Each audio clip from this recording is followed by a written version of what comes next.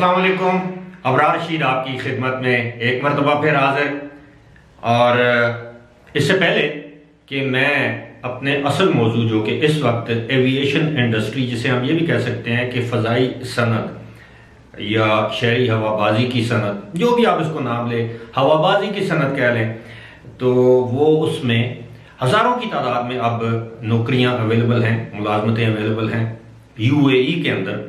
और मुख्तलिफ एयरलाइंस जो हैं वो हायरिंग स्प्री जिसे कहते हैं, या हायरिंग कैंपेन या ड्राइव, यानी मुलाजमतें देने की उस मुहिम शुरू कर रही हैं। और लेकिन उससे पहले आपसे एक रिक्वेस्ट कि अगर अभी तक आपने चैनल को सब्सक्राइब नहीं किया तो उसे सब्सक्राइब कर लें, जो बेल आइकन है उसको प्रेस कर दें, और अगर वीडियो पसंद आए तो लाइक का बटन भी ज़रूर प्रेस कीजिएगा। आपका बहुत बहुत शुक्रिया। अपने असल मौजू जो मेरा है आज की वीडियो का, उस पर आने से पहले 2 ईमेल्स आई हैं। एक ईमेल आई है मुझे UAE से। मैं कसदन यानी जानबूझकर उन साहब का नाम नहीं ले रहा कि वो किसी मुश्किल में ना आ जाए। उन्होंने अपनी ईमेल में, और एक ईमेल है वो मुझे आई है पेरिस से, फ्रांस से। उनका नाम है मोहम्मद यासिर सईद, मोहम्मद यासिर सईद। यकीनन वो मेरी वीडियो देख रहे होंगे। और मैं पहले जिन साहब ने मुझे UAE से मेल की है, उन्होंने बहुत ही एक रंजीदा किस्म की मेल की है। और उनका मानना ये है कि उनका वीज़ा इसलिए कैंसिल किया गया है कि उनके नाम के साथ अब्बास आता है। अब उनका ये भी मानना है कि वो कम से कम 4 या 5 ऐसे अफराद को जानते हैं जिनके नाम के साथ इस तरह के अल्फाज आते हैं कि हसन, हुसैन, अब्बास, हुसैनी, जैदी, या इस तरह के जो अल्फाज आते हैं या नाम आते हैं, नाम का हिस्सा है। ऐसे लोगों के वीज़े कैंसिल किए जा रहे हैं और ऐसे लोगों से UAE के अंदर इम्तियाजी सलूक बरता जा रहा है। ये उनकी दलील है या उनका दावा है।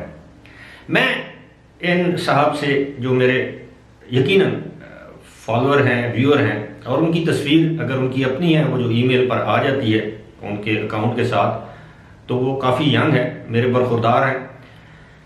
अब मैं सिर्फ आपको 2 चीज़ें बताऊंगा इस हवाले से। एक चीज़ तो ये है कि UAE के अंदर सरकारी सतह पर इस तरह की डिस्क्रिमिनेशन नहीं की जाती, इम्तियाजी सलूक नहीं किया जाता। वहाँ के कवानीन ये कहते हैं कि आप, UAE के कवानीन, आप किसी को उसके मजहब, रंग या नस्ल की बुनियाद पर उसके साथ बुरा सलूक नहीं कर सकते, या उसके साथ इम्तियाज नहीं बरत सकते, जिसको डिस्क्रिमिनेशन कहते हैं। यहां तक कि वहां पर हेट स्पीच, इसको बहुत बड़ा जुर्म तस्वर किया जाता है, चाहे वो किसी मजहब, रंग, नस्ल या फिरके के खिलाफ हो। अब कोई शख्स दूसरे फिरके के खिलाफ कोई पोस्ट कर देता है फेसबुक पर, तो हमने माजी में देखा है कि चाहे वो इंडियन हो, पाकिस्तानी हो, उनके खिलाफ कार्रवाई की गई, उनको जुर्माने किए गए, उनको डिपोर्ट किया गया, यहाँ तक कि कैद की सजाएं भी दी गई।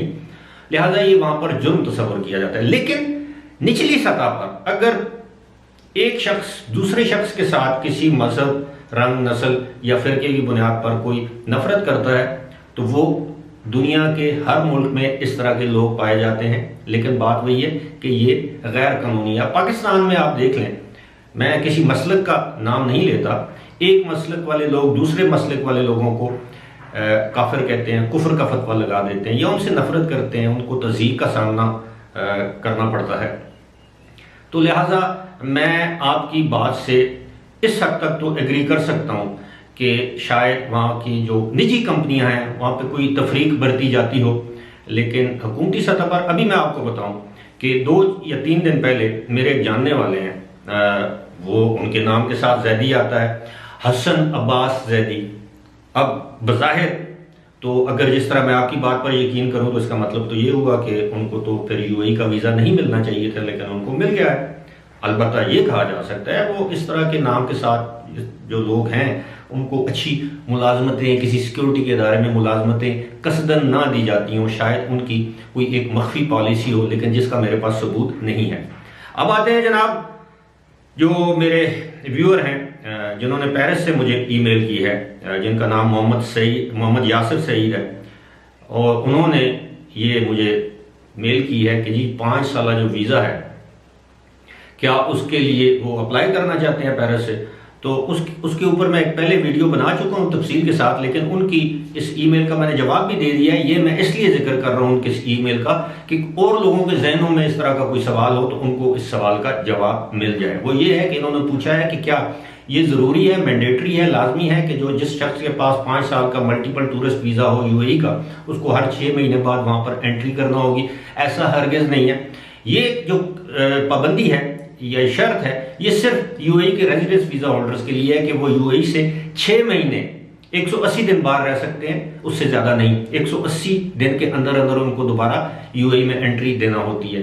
लिए विजिटर्स टूरिस्ट के लिए, चाहे वो मल्टीपल वीजा 3 महीने का हो, चाहे वो मल्टीपल वीजा 5 साल। अब जाहिर है 5 साल का अगर मल्टीपल वीजा है तो आपका जब दिल चाहे 5 साल के अंदर आप जा सकते हैं। लेकिन जिस दिन आपको वीजा मिलेगा 5 साल का, उसके 60 दिन के अंदर अंदर, यानी आपको आज 15 अक्टूबर है तो उसके बाद 60 दिन का आप हिसाब लगा लें, शायद वो 12 दिसंबर बनते हैं, तो उन 60 दिनों के अंदर अंदर आपको पहली एंट्री जरूर देनी है यूएई में।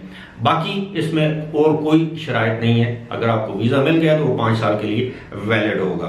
अब जनाब आते हैं उन नौकरियों की जानब जो कि हजारों की तादाद में, सैकड़ों नहीं हजारों की तादाद में अवेलेबल हैं। और अब कंपनियां जो है या एयरलाइन की जो इंडस्ट्री है वो अब जॉब सीकर्स को ढूंढ रही है, उनको तलाश कर रही है। आपको याद होगा अभी 11 अक्टूबर को एमिरेट्स एयरलाइन ने 500 कस्टमर सर्विस एजेंट्स का वॉक इन इंटरव्यू किया दुबई के एक होटल में, और मैंने उस पर एक वीडियो भी की थी। अब एमिरेट्स एयरलाइन ने ऐलान किया है कि वो 3000 अफराद को भर्ती करने जा रही है, जो कि जिनमें कैबिन क्रू, जिसको फ्लाइट अटेंडेंट्स भी हम कहते हैं, जो कि जहाज के अंदर मुसाफिरों की देखभाल पर मामूर होता है, जो स्टाफ उसको कैबिन क्रू कहते हैं। अब उसमें स्टूवर्ड या एयर होस्टेस जिसे हम कहते हैं, ज्यादातर वही लोग होते हैं। ऑब्वियसली जो फ्लाइट इंजीनियर वगैरह होते हैं वो तो उनके मुस्तकिल मुलाजिम होते हैं। अभी तक ये मालूम नहीं कि क्या ये कॉन्ट्रैक्ट बेसिस पर जॉब्स होंगी या परमानेंट होंगी। बट एक बात तय है कि 3000 अफराद जो है वो एमिरेट्स हायर करने जा रही है। ना सिर्फ कैबिन क्रू बल्कि जो ग्राउंड हैंडलिंग स्टाफ होता है, जो आपको काउंटर्स पर नजर आते हैं, जो उनके जो मामला देखते हैं एयरपोर्ट्स के ऊपर, वो भी एमिरेट्स हायर करने जा रही है। और 3000 अफराद। इसके लिए अगर आपने अप्लाई करना है तो आप एमिरेट्स की वेबसाइट पे जाकर उनके जो जॉब्स हैं, जॉब्स वाला जो सेक्शन है जहाँ पर वो जॉब्स अनाउंसमेंट होती है, आप डायरेक्ट भी अप्लाई कर सकते हैं या किसी अच्छी मुस्तनद क्रेडिबल रिक्रूटमेंट एजेंसी के जरिए भी अप्लाई कर सकते हैं। लेकिन उसके लिए तालीम का होना जरूरी है और उसके लिए आपके पास एयरलाइन इंडस्ट्री में या एविएशन इंडस्ट्री का तजुर्बा लाजमी है। यानी फ्रेश लोगों को हायर नहीं कर रहे, तजुर्बाकार लोगों को हायर कर रहे हैं। उसकी वजह यह है कि अब एमिरेट्स और ये इनकी जो रूट्स हैं वो ओपन हो रहे हैं, और जो कि अच्छी बात है क्योंकि पेंडेमिक यानी वबा जो नीचे जा रही है, इसी तरह इंटरनेशनल जो ट्रैवलिंग है उसमें इजाफा हो रहा है। इसी के साथ साथ इत्तेहाद एयरवेज ने ऐलान किया है कि वो भी 1000 अफराद को भर्ती करने जा रही है। इत्तेहाद ने तो ये कहा है कि वो आइंदा महीनों में, लेकिन एमिरेट्स ने कहा है कि आइंदा चंद दिनों या हफ्तों में वो ये काम मुकम्मल कर लेगी। इसी तरह फ्लाई दुबई जो है, जो दुबई से उड़ने वाली एक बजट कैरियर जिसे हम कहते हैं, एक सस्ती एयरलाइन है, उसने भी ये ऐलान किया है कि वो भी आने वाले दिनों में अपनी जो डिमांड है उसके मुताबिक लोगों को भर्ती करेगी। लिहाजा वो लोग जो इससे पहले एयरलाइन इंडस्ट्री या एविएशन इंडस्ट्री का तजुर्बा रखते हैं, मैं समझता हूँ कि ये उनके लिए सुनहरी मौका है। इस मौके से फायदा उठाएं। खासतौर पर वो लोग जो पहले एमिरेट्स के साथ, इत्तेहाद के साथ या किसी भी एयरलाइन के साथ मुंसलिक थे और उनको कोविड की वजह से ले ऑफ कर दिया गया, उनकी जॉब चली गई, तो ऐसे लोगों को कोई भी एयरलाइन जो है वो तरजीह देगी जिनके पास एयरलाइन में या एविएशन इंडस्ट्री में सर्व करने का तजुर्बा है। उम्मीद है आप इस सुनहरी मौके से जरूर फायदा उठाएंगे। फिलहाल मुझे दीजिए इजाजत। खुदा हाफिज।